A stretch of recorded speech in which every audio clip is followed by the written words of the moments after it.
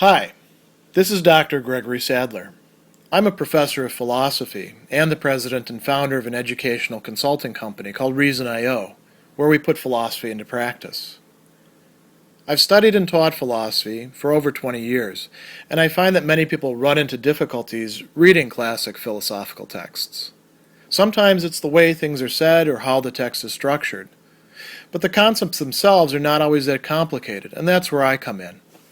To help students and lifelong learners, I've been producing longer lecture videos and posting them to YouTube. Many viewers say they find them useful. What you're currently watching is part of a new series of shorter videos, each of them focused on one core concept from an important philosophical text. I hope you find it useful as well. Section 7 of David Hume's Enquiry Concerning Human Understanding is concerned with this question: where do we actually get the concept of power or cause or necessary connection from? And he tells us that there are no ideas which occur in metaphysics more obscure and uncertain than those of power, force, energy, or necessary connection. And at the same time, it is at every moment necessary for us to treat in all of our disquisitions. So he's saying we can't just substitute terms for each other, which is one of the problems in philosophy quite often. Not just in philosophy. Everybody does this in all sorts of other fields as well. But if we want to get to the bottom of things, we need to figure out, well, where does this idea actually come from? And Hume wants to treat this as a good empiricist. So somebody who's in the tradition that goes back, you could say officially, to John Locke. He actually mentions Locke here in the treatise in the previous section, and continues on to the present with David Hume. You could trace it back a little bit further if you want, but we don't have to worry about that at this point. And so he says, well, let's think about this. Is it a complex idea? If it is, well, then we can figure it out by definition. You know, we define the idea, essentially we analyze it into its component terms and hopefully ultimately get down to simple ideas. And then we know those simple ideas, so we're good, right? And he says, well, the problem is simple ideas are going to require looking at what he calls impressions or original sentiments. He says, when we've pushed up definitions to the most simple ideas and find still some ambiguity and obscurity, what resources are we then possessed of?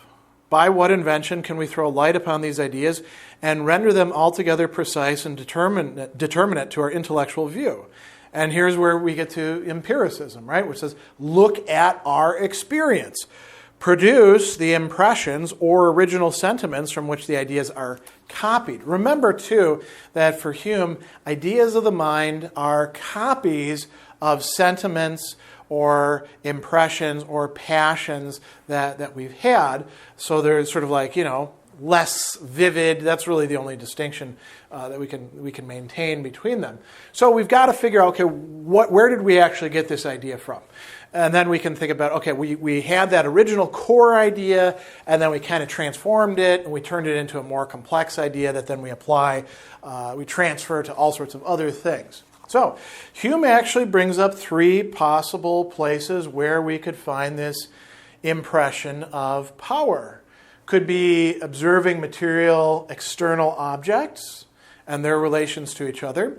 It could be observing our relation to those exterior objects and to our own body through how it is that volition or the will moves our body around. Like I'm waving my hands right now, right? I'm choosing to do that, right? I have power. Or it could be something that's, you could say, even more internal, observing how we can will our own ideas and consideration of those ideas.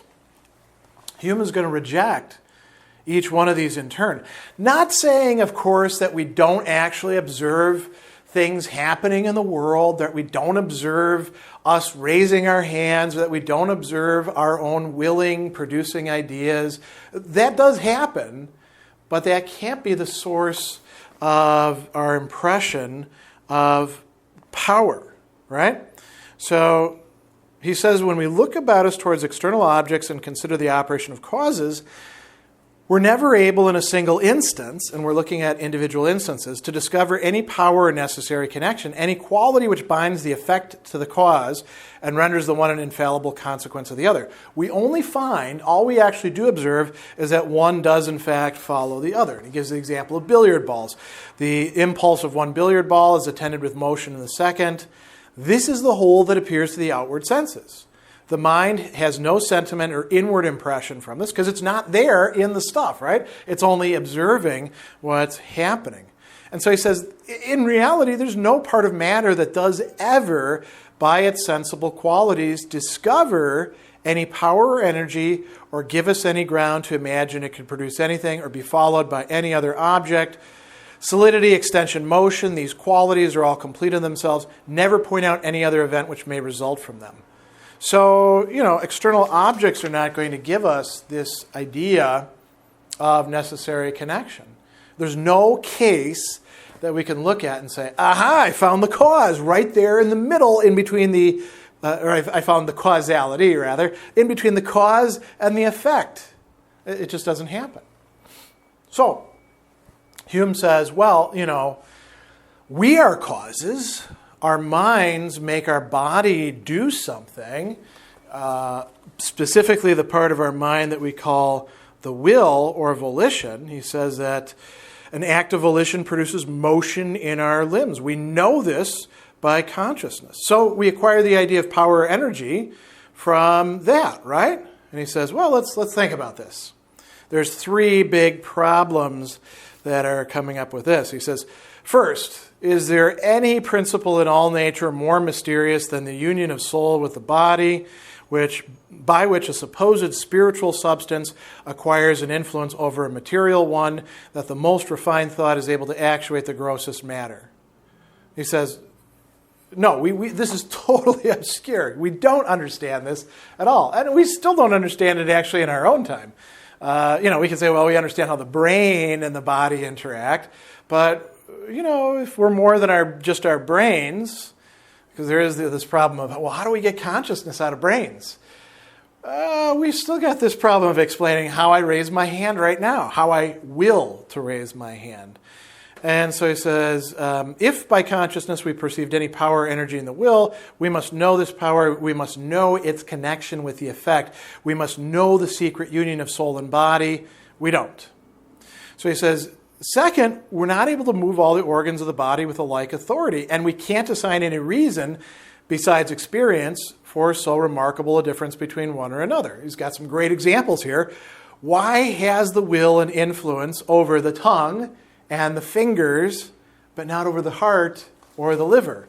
And you might say, well, yeah, but what about yogis and biofeedback? Okay, sure, yeah, you can do like breathing exercises, and you can do relaxation and stuff like that, but you still don't have the same degree of control over your liver as you do your fingers or your eyes or any of those sorts of things. And even in the things that you do control, you're not controlling all of it, right? With your will, you want your finger to do something. Or think about smiling, for example. You choose to smile and all these different muscles do all their things.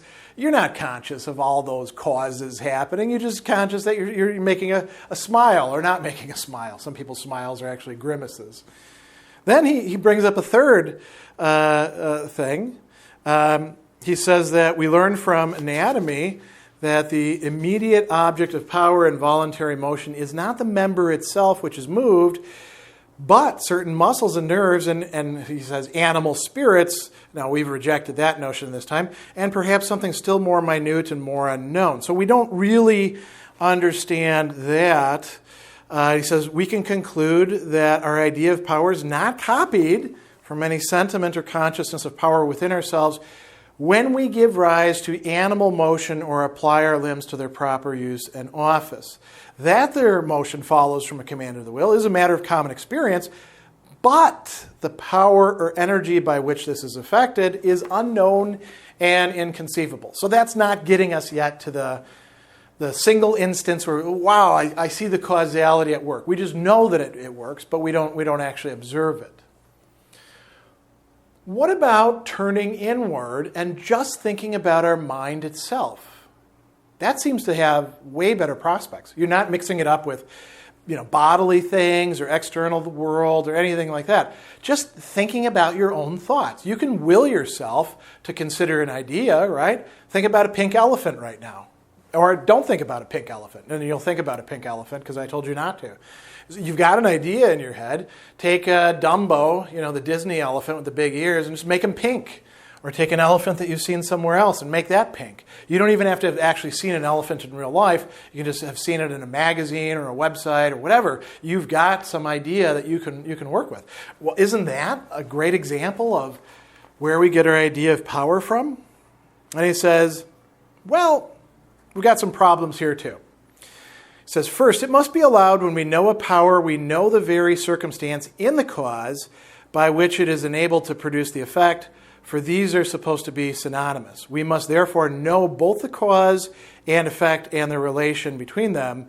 But do we pretend to be acquainted with the nature of the human soul and the nature of an idea, or the aptitude of the one to produce another? This is a real creation, a production of something out of nothing. And he says, we don't understand this at all. We don't know how our minds actually work. You might say, well, Hume, haven't you been examining this the whole time? He says, well, we've been delving into it a bit, but we haven't gotten to the bottom of it. Second, he points out another thing that's very important. The command of the mind over itself is limited, as well as its command over the body.